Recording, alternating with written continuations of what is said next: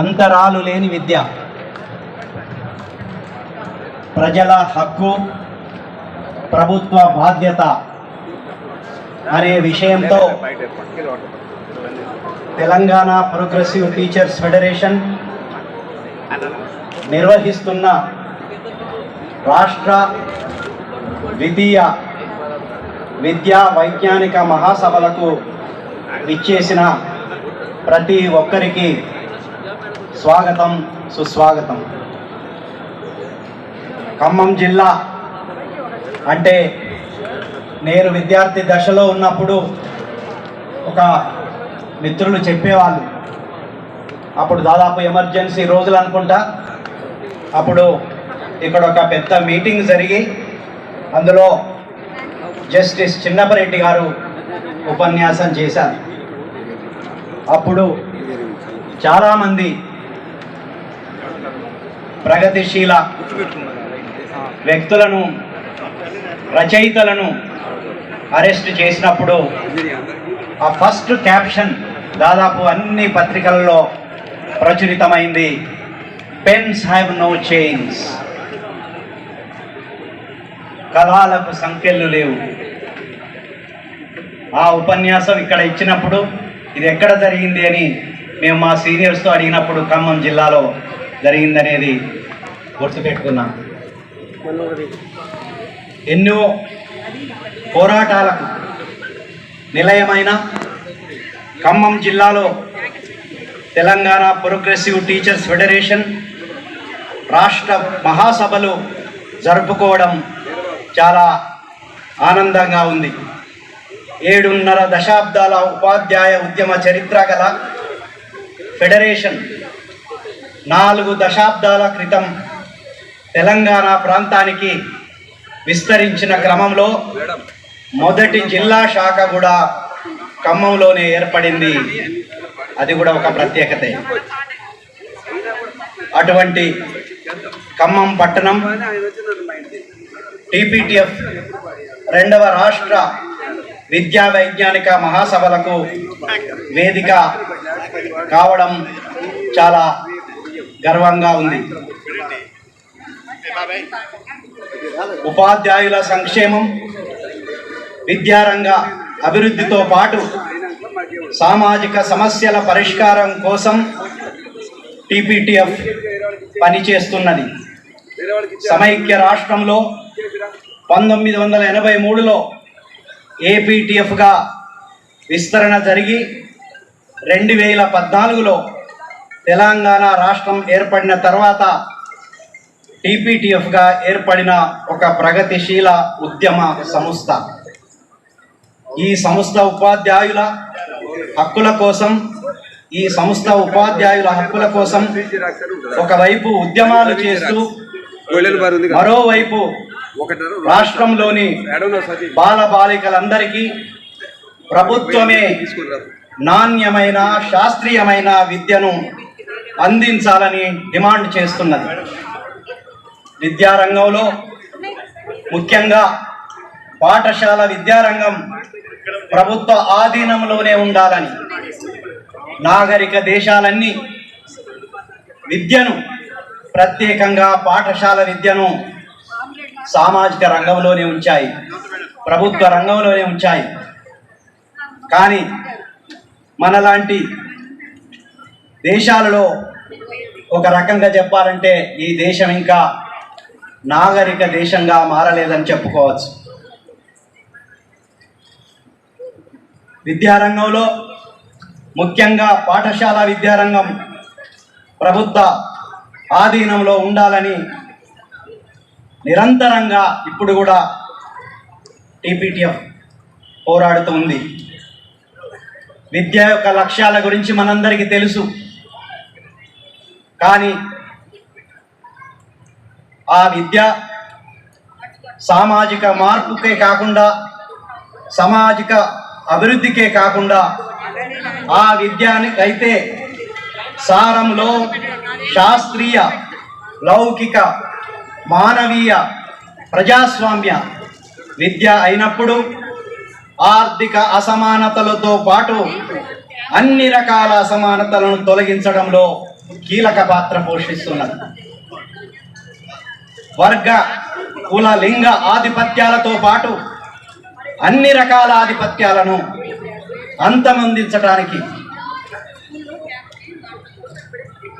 అంతమొందిస్తుంది.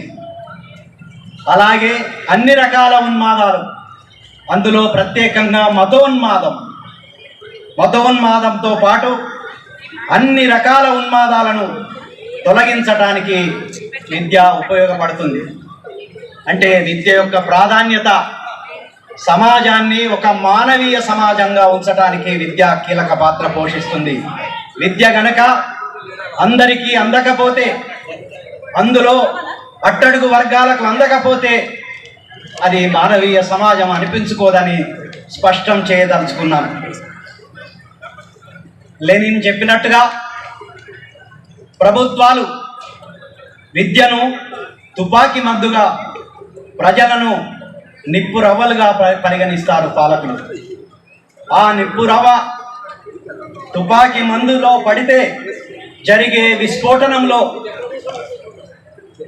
ప్రజా వ్యతిరేక దోపిడీ ప్రభుత్వాలు మాడి మసైపోతాయనేది వాళ్ళకు తెలుసు. కాబట్టి విద్యను అందరికీ అందకుండా చాలా జాగ్రత్త వహిస్తున్నారు. అందుకే దోపిడీ ప్రభుత్వాలు ప్రజలందరికీ నాణ్యమైన విద్య ఇవ్వడానికి నిరాకరిస్తున్నాయి. వలస పాలనకు ముందు వర్ణ కుల వ్యవస్థ ద్వారా విద్యను నిరాకరిస్తే, వలస పాలనలో అందరికీ విద్య అందించడానికి ప్రభుత్వం దగ్గర డబ్బులు లేవని, వనరులు లేవని థామస్ మెకాలే ఆ రోజు అన్నాడు. అందరికీ విద్య కావాలని, కుల వ్యవస్థకు వ్యతిరేకంగా, అసమాన విద్యా విధానానికి వ్యతిరేకంగా ఆధునిక భారతదేశంలో జ్యోతిరావు పూలే, సావిత్రిబాయి పూలే పోరాటం చేశారు. అంబేద్కర్, పెరియార్, నారాయణ గురు, భాగ్యరెడ్డి వర్మ లాంటి సామాజిక విప్లవకారులు అట్టడుగు వర్గాలకు విద్య అందాలని తమ జీవితాన్నే త్యాగం చేశారు. ఇంకా బూర్జువా నాయకులు కూడా, గోపాలకృష్ణ గోఖలే, మోహన్ దాస్ కరమ్చంద్ గాంధీ వాళ్ళ లాంటి వాళ్ళు కూడా తమదైన శైలిలో అందరికీ విద్య అందాలని వాళ్ళు కృషి చేశారు. వలస పాలన తర్వాత జవహర్లాల్ నెహ్రూ, ఇందిరాగాంధీ కాలంలో సంక్షేమ రాజ్యం ఏర్పడింది. ఆ కాలంలో ఒక అర్థంలో చెప్పాలంటే కామన్ స్కూలు ఉన్నదని ఒక అర్థంలో చెప్పచ్చు. అంటే అప్పుడేదో అంతరాలు లేని విద్య ఉందని చెప్పడానికి లేదు. ఎందుకంటే అప్పుడు కూడా పెద్ద పెద్ద ఆఫీసర్ల పిల్లలకు సైనిక పాఠశాలలని, కేంద్రీయ పాఠశాలలని 1960లలో 70లలో కూడా ఒక అంతరాల విద్య అప్పటికే ఉంది. అది ఇప్పుడంత అంతరాలు లేవనుకోండి, అది ఒకటి గమనించాలి. అయితే కొఠారి కమిషన్ ఒక బూర్జ్వా మేధావి అయినప్పటికీ, ఒక మేధావి అయినప్పటికీ విద్య యొక్క ప్రాముఖ్యతను గమనించి విద్యకు జీడిపిలో 6% నిధులు కేటాయించాలని ఆ రోజు సిఫారసు చేశాడు. కానీ అంతకు ముందు కానీ ఆ తర్వాత కానీ పాలకులు ఎప్పుడూ జీడిపిలో 6% కేటాయించలేదు. దాదాపు అప్పుడు ప్రధానంగా ఒకే పాఠశాల ఉన్నప్పటికీ విద్య నుండి తరతరాలుగా దూరమైన వర్గాలను, పేదలను బడిలోకి తీసుకొచ్చే కార్యక్రమం సంక్షేమ రాజ్యం కూడా ఆ రోజు చేయలేదు. మనకందరికీ తెలుసు, సంక్షేమ రాజ్యం అనేది ప్రపంచవ్యాపితంగా it's a product of struggle between capitalism and socialism. Socialist దేశాలు ప్రపంచంలో ఒక్కొక్క దేశంలో సోషలిజం వస్తుంటే ఆ సోషలిజానికి భయపడి ఇక మనం కనీస అవసరాలను కూడా మనం కల్పించకపోతే మన వ్యవస్థలు కూలిపోతాయని గమనించి సంక్షేమ రాజ్యం అని ఆ రోజు పెట్టుబడిదారులు తీసుకొచ్చారు. అందులో భాగంగానే మన దేశంలో నెహ్రూ కాలంలో, ఇందిరాగాంధీ కాలంలో సంక్షేమ రాజ్యం, వెల్ఫేర్ స్టేట్ మనందరికీ తెలుసు అనేది ఏర్పడ్డది. అయితే దురదృష్టవశాత్తు దేశంలో కింది నుండి పెద్ద ఎత్తున పోరాటాలు లేకపోవడం వలన విద్యా వ్యాప్తి కోసం, అట్టడుగు వర్గాల విద్యా వ్యాప్తి కోసం పోరాటాలు లేకపోవడం వలన కోటారి కమిషన్ కూడా ఏం చేయలేకపోయింది, దానిని అమలు చేయలేదు.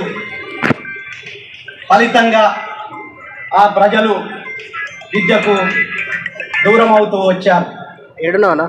మొట్టమొదటిగా విద్యారంగంలో తిరోగమన ధోరణులు తిరోగమన విధానాలు 1926 సంవత్సరంలో తీసుకొచ్చిన జాతీయ విద్యా విధానం విద్యకు అవసరమైన నిధులను కేటాయించకుండా విద్యలో వ్యాపారాన్ని, హిందుత్వను ఒక విధానంగా ప్రవేశపెట్టింది. It became a policy. అంతకుముందేమో ఒక పాలసీ కాకుండా రకరకాల కారణాల వల్ల వాళ్ళు చేయలేదు, కానీ ఆ తర్వాత ఒక పాలసీగా వచ్చింది. అంతేకాకుండా విద్య అనేది ఆర్థిక శాస్త్రంలో ఒక ఐడియా ప్రకారం చెప్పాలంటే విద్య అనేది ఒక public good. Education is a public good, education is a merit good. అంటే విద్య యొక్క ప్రాముఖ్యత సమాజానికి ఎంత ఉందో ఆ సమాజానికి తెలుస్తుంది. ఆ సమాజం తరఫున అక్కడ రాజ్యం విద్యను ఉచితంగా, నాణ్యంగా అందరికీ ఇవ్వాలనే భావన నుంచి దాన్ని ఒక ప్రైవేట్ గూడ్గా మార్చేశారు. It is a commoditization of education. It has become a commodity like any other commodity in the market. Whoever can buy, they can buy. Whoever cannot buy, they are denied of all educational opportunities. This is the, in a way, conspiracy of the Indian policy makers and lackeys of the ruling classes. ఆ తర్వాత ప్రపంచ bank, IMF ఒత్తిడితో 1991లో తీసుకొచ్చిన సరళీకరణ, ప్రైవేటీకరణ, ప్రపంచీకరణ, ఈ విధానాలు ఇంకా ఈ విద్యను అంగట్లో సరుకుగా మార్చేశాయి. అప్పటి నుండి రాజ్యం సంక్షేమ స్వభావాన్ని కోల్పోయింది. ఇప్పటికీ ఏదో మేము సంక్షేమం చేస్తున్నామని అంటారు, కానీ పేద ప్రజల వైపు నిలబడి వాళ్లకు కావలసినవి అందించాలనే భావన, ఆలోచనలు కూడా లేదు. ఇప్పుడు ఏమైనంటే ఎట్లా అభివృద్ధి దేశం ఎలా అభివృద్ధి చెందిందంటే, చెందుతుంది అని అంటే we have to respect the wealth holders, wealth creators అని షిఫ్ట్ చేశారు. అంటే ఎవరైతే పెద్ద పెద్ద కార్పొరేట్లుగా ఎదిగారో, ఆదాని, అంబానీ లాంటి వాళ్లకు రక్షణ కల్పించడమే రాజ్యం యొక్క ప్రధానమైన కర్తవ్యంగా అప్పటి నుండి అది మారిపోయింది. ఫలితంగా కేంద్ర ప్రభుత్వం, వివిధ రాష్ట్ర ప్రభుత్వాలు విద్యకు సరి అయిన నిధులు ఒక విధానంగా కేటాయించకపోవడం అనేది జరిగింది. అంతేకాకుండా విద్యపైన పెట్టిన ఖర్చును తగ్గించారు. విద్యపై పెట్టే ఖర్చు ఒక పెట్టుబడి అని వాళ్ళు చెప్పారు. పెట్టుబడి అంటే మనకు తెలుస్తుంది, పెట్టుబడి అంటే దానికి ఒక రేట్ ఆఫ్ రిటర్న్ ఉంటుంది. పెట్టుబడి అంటే అది లాభాలతో లింక్ చేసి ఉంటుంది. కానీ విద్యపై పెట్టే ఖర్చు పెట్టుబడి కాదు అనే భావన నుండి ఇవాళ విద్యపై పెట్టే ఖర్చు కూడా ఇన్వెస్ట్మెంట్, దానికి లాభం రావాలి, రేట్ ఆఫ్ రిటర్న్ కావాలి. ఈ స్కూల్ ఉండాలంటే రేట్ ఆఫ్ రిటర్న్ క్యాలిక్యులేట్ చేస్తున్నాం అనేది ఒక దుర్మార్గమైన ఆలోచన ఈ దేశ పాలకులకు అప్పటి నుంచి మొదలైంది. అందుకోసమే ఆ తర్వాత వచ్చిన అన్ని ప్రభుత్వాలు చూసుకోండి, ఎవరు కూడా విద్యకు తగినంత నిధులు కేటాయించలేదు, 1-2 ఎక్సెప్షన్స్ తప్ప. మన రాష్ట్రం అయితే కొట్లాడి తెచ్చుకున్న తెలంగాణలో KG to PG ఉచిత విద్య కావాలని మనం పోరాడి తెచ్చుకున్న ఈ తెలంగాణలో అప్పుడు గద్దెకెక్కిన చంద్రశేఖరరావు గారు KG to PG ఉచిత విద్య ఇవ్వడం కాదు కదా, KG నుండి PG ఉచిత విద్యను అమ్ముకోవచ్చు మీరు ఈ రాష్ట్రంలో అని సిగ్గు లేకుండా తన పాలన ద్వారా నిరూపించాడు, నియంతలాగా ప్రవర్తించాడు. అందుకోసమే ఆ నియంత దిగిపోవాలి. తెలంగాణ ప్రజలు నియంతలను సహించరు, తెలంగాణ ప్రజలు దొరలను సహించరు, దొరతనాన్ని సహించరు అని మేము కూడా ప్రచారానికి వెళ్ళినప్పుడు మీకు అందరికి గుర్తించు, తెలంగాణలోనే కాదు భారతదేశంలో ప్రఖ్యాత రాజకీయ శాస్త్రజ్ఞుడు, ప్రఖ్యాత ఆర్థిక శాస్త్రవేత్త ప్రొఫెసర్ హరగోపాల్, ప్రొఫెసర్ చక్రధర్ రావును for the first time KCR government arrest. అప్పుడే చెప్పాం, ఎప్పుడైతే వీళ్ళ మీద విద్య కోసం కోరండి, ఇంకా వేరే దానికోసం హాస్టల్ పంచమని కోరాడారు. ప్రభుత్వ పాఠశాలలు బాగుపడాలి, ప్రభుత్వ కళాశాలలు విశ్వవిద్యాలయాలు బాగుపడాలి, అట్టడుగు వర్గాలకు విద్య అందాలని వాళ్ళు మాట్లాడితే పోలీస్ స్టేషన్లో వేస్తే అందుకోసమే చెప్పాం, ఎప్పుడైతే మీ పోలీసుల చెయ్యి వీళ్ళ మీద పడిందో అప్పటి నుంచే నీ పతనం మొదలైంది. మొదలవ్వడమే కాదు, ఊహించకుండా ఓడిపోయాడు. మొన్న ఊహించను కూడా లేదు. 4వ తారీఖు నేను 4వ తారీఖు రోజు నేను కేటీఆర్ అన్నాడు, 4వ తారీఖు వచ్చి చిక్కడిపల్లికి వచ్చి నిరుద్యోగులు ఉన్నారు, నేను మాట్లాడతా, నేను ప్రకటిస్తా, ఎప్పుడు ఏ ఉద్యోగాలు ఇస్తావు, జాబ్ క్యాలెండర్ ప్రకటిస్తా అన్న కేటీఆర్ 4వ తారీఖు రోజు యశోద హాస్పిటల్లో ఉండవలసిన పరిస్థితి విద్యా ఉద్యమం కూడా క్రియేట్ చేసిందని నేను చెప్పదలుచుకున్నాను. ఏ పార్టీ అయినా కూడా విద్యా రంగాన్ని మీరు గనక విస్మరిస్తే మీకు భవిష్యత్తు లేకుండా చేస్తామని చెప్పాము, చేస్తాము, చేస్తున్నాము అనేది నేను చెప్పదలుచుకున్నాను. మిత్రులారా, రాష్ట్రంలో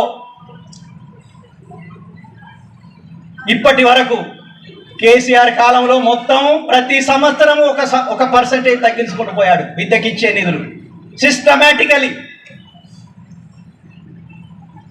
కానీ ఎక్కువ చెప్పదలుచుకోలేదు, కానీ ప్రతి సంవత్సరం ఏదైతే సీమాంధ్ర పాలకులు తెలంగాణని నెగ్లెక్ట్ చేశారని మనం పోరాడామో, వాళ్ళు పోయిన తర్వాత అంతకన్నా తక్కువగా విద్య కేటాయించి ఇవాళ ఆయన చరిత్రకెక్కాడు.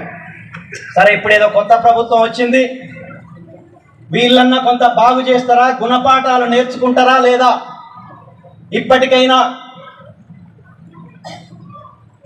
దొరతనాన్ని వ్యతిరేకించి మిమ్మల్ని గెలిపించారు, ఇప్పటికైనా విద్యకు కావలసిన నిధులు ఇస్తారా లేదా అని అంటే 15% తమ మేనిఫెస్టోలో పెట్టి 7.7% ఇచ్చారంటే వాళ్ళ యొక్క టెండెన్సీ అంటే ఎటువైపు పోతున్నారో అనేది మనం గమనించవలసిన అవసరం ఉంది.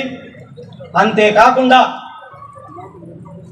ప్రచారం చేసినప్పుడు మేము చెప్పినట్టే, ఒకడు గజ దొంగ, ఇంకొకడు జేబు దొంగ. గజ దొంగలను ఓడించండి ముందు, దొరలను ఓడించండి ముందు, తర్వాత వేరే సంగతి చూసుకుందామని ఉత్తరప్రదేశ్లో ఒక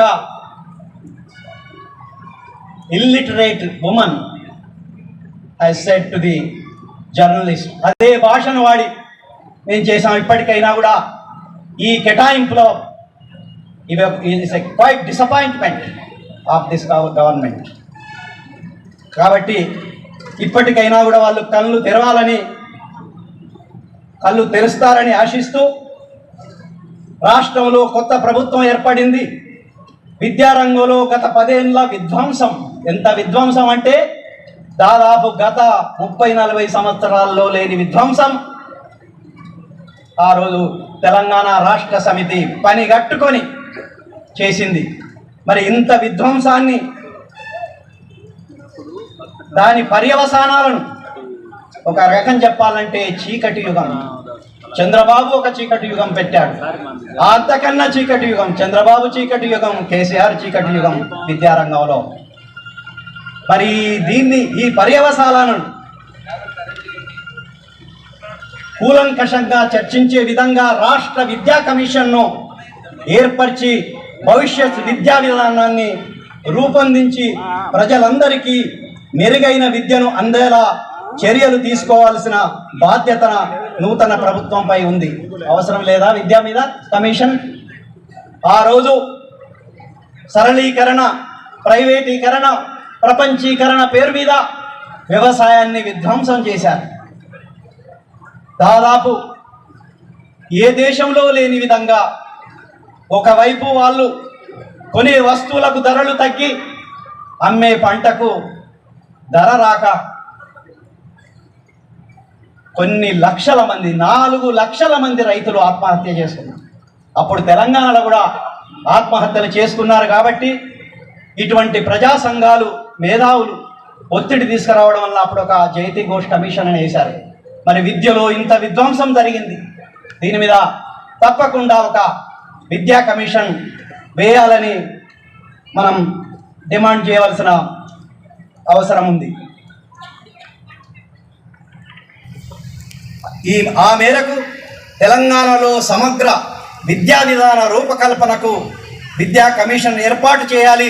విద్యకు సంబంధించిన అన్ని రకాల సంఘాలను, ఉపాధ్యాయ సంఘాలను, విద్యార్థుల సంఘాలను, విద్యా పరిరక్షణ సంఘాలను, వీళ్ళందరినీ తల్లిదండ్రులు మొత్తం సమాజంలోనే ఒక పెద్ద చర్చ జరగాల విద్య మీద. అటువంటి కమిషన్ ఏర్పాటు చేయాలని డిమాండ్ చేస్తున్నాం. అంతేకాకుండా ఇక 1986 ఒక జాతీయ విద్యా విధానం అయితే, ఇక నూతన విద్యా విధానం, ఇది నూతనం ఏమి లేదు యాక్చువల్గా చెప్పాలంటే, ఇది బేసికల్గా జాతీయ విద్యా విధానం. That is okay, there is nothing new in it. కాకపోతే అంతకు ముందు కొన్నా మనం బ్యాక్ టు వర్స్ అంటాం. అట్లా జాతీయ విద్యా విధానం 2020 అప్రజాస్వామికంగా దాదాపు మనకు పోస్ట్ ఇండిపెండెన్స్ పీరియడ్లో ఎప్పుడూ లేని విధంగా పార్లమెంటును కూడా కన్సల్ట్ చేయకుండా జాతీయ విధానం తీసుకొచ్చారు. అంటే ఎంత నియంత పాలన! పార్లమెంటును కూడా కన్సల్ట్ చేయకుండా అప్రజాస్వామికంగా, నిరంకుశంగా మనపై రుద్దబడింది. పేదలకు రిజర్వేషన్లు, స్కాలర్షిప్పులు, సౌకర్యాన్ని హరిస్తూ ఇప్పుడు రిజర్వేషన్లు ఒక సర్కులర్ కూడా ఇచ్చారు మొన్న యూజీసీ వాడు. రిజర్వ్ చేయండి యూనివర్సిటీలలో. రిజర్వేషన్లు ఉంటే ఒక్కసారి చూడండి, ఎవరు లేకపోతే అంటే చదువు నిరాకరిస్తాం, ఎవరు ఉండరు అక్కడ పోటీ పడటానికి, రిజర్వేషన్లు ఎత్తేస్తామని ఇక్కడ చెప్పకనే చెప్పారు. ఈ విధానంలో స్కాలర్షిప్లు ఉండవిగా, లోన్లు తీసుకోండి. మనకందరికి తెలుసు scholarship is a right, where loan is an obligation. Loan తీసుకుంటే లోన్లు కట్టాలి.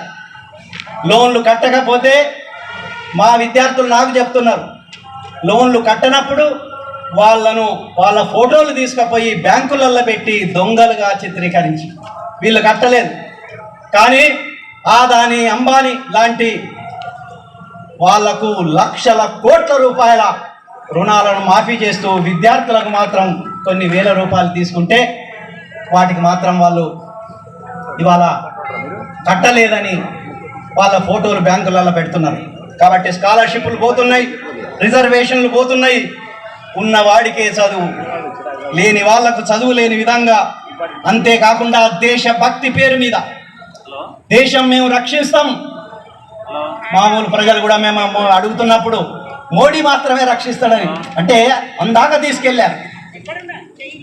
అంటే దేశ రక్షణ పేరు మీద, దేశ భక్తి పేరు మీద విదేశీ విశ్వవిద్యాలయాన్ని ఆహ్వానిస్తారంటే ఎవడన్నా? ఏమిటి నీ దేశభక్తి?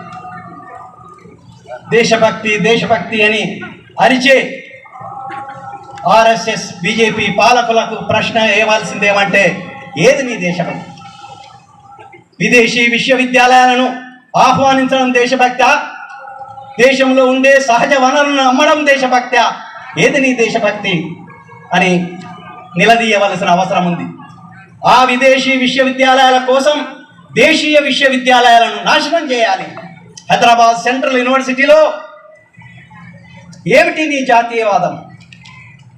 ఏమిటి నీ దేశభక్తి అని అడిగినందుకు రోహిత్ వేములను సంస్థాగత హత్య చేశారు. ఎంటైర్ స్టేట్ మొత్తం రాజ్య యంత్రాంగం ఆ రోజు హైదరాబాద్ సెంట్రల్ యూనివర్సిటీని టార్గెట్ చేసి దేశద్రోహులను చిత్రీకరించి ఆ రోజు చేసి అక్కడ రోహిత్ వేములను హత్య చేశారు. ఇట్లా ఎందుకంటే హైదరాబాద్ సెంటర్ తర్వాత జవహర్లాల్ నెహ్రూ యూనివర్సిటీ, ఏ యూనివర్సిటీ అయితే సొంతగా ఆలోచిస్తుందో, ఏ యూనివర్సిటీలో అయితే సొంతగా పరిశోధనలు జరుగుతాయో, ఇండిపెండెంట్గా జరుగుతాయో, ఆ పరిశోధనలను నాశనం చేయాలి. ఆ యూనివర్సిటీలను నాశనం చేస్తే తప్ప రేపు విదేశీ విశ్వవిద్యాలయాలు వచ్చి ఏం చేస్తాయి? విదేశీ విశ్వవిద్యాలయాలు ఎలాగో వచ్చి లక్షల కోట్ల రూపాయల ఫీజులు పెంచి విద్యకు ఎలాగో దూరం చేస్తారు. కానీ అంతకన్నా ప్రమాదంగా కాలనైజేషన్ ఆఫ్ మైండ్, మెదళ్లను కాలనైజ్ చేస్తారు. Colonization happened already before, but now to recolonize the mind of the people. అలా చేసి రేపు ఏది చేసినా కూడా సామ్రాజ్యవాదకు ఊడిగం చేసే ఒక భావజాలాన్ని రుద్దటానికి ఇవాళ విదేశీ విశ్వవిద్యాలయాలు వస్తున్నాయంటే వీళ్ళ దేశభక్తి ఏంటో అర్థమవుతుంది. విదేశీ భావజాలానికి బానిసైన వాడు ఇవాళ దేశభక్తి అని మాట్లాడే నైతిక హక్కు ఎక్కడుందని ప్రశ్నించవలసిన అవసరం ఉన్నది. అట్లా ఒకవైపు విదేశీ విశ్వవిద్యాలయాలు తీసుకొచ్చి ఇంకొక వైపు ఇదే డాక్యుమెంట్లో ప్రఖ్యాత పేరుగాంచిన శాస్త్రజ్ఞులను పెట్టి కస్తూరు రంగన్ అనేవాడు ఈ జాతీయ విద్యా విధానాన్ని రాస్తూ దీనికి పునాది ఏమిటి అని ముందే చెప్పుతూ దానికి పునాది ప్రాచీన భారతీయ శాశ్వత జ్ఞానం, ప్రాచీన భారతీయ శాశ్వత జ్ఞానం పరంపర ఆలోచన విధానం మీదనే ఈ జాతీయ విద్యా విధానం రూపొందిందని విధానకర్తలు పేర్కొన్నారు.